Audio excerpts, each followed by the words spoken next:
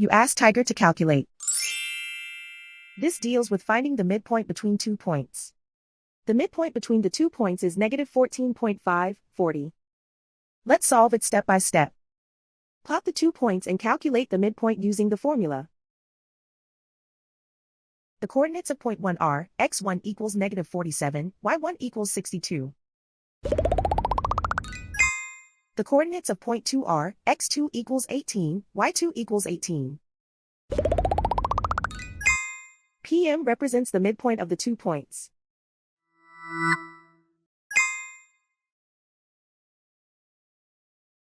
Use the x values in the midpoint formula to find the midpoints x. x1 equals negative 47. x2 equals 18.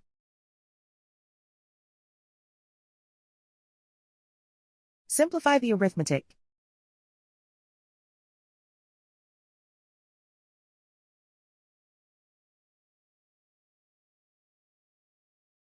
Use the y values in the midpoint formula to find the midpoints y. y1 equals 62.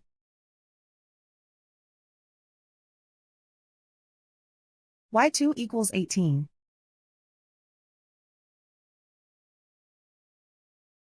Simplify the arithmetic.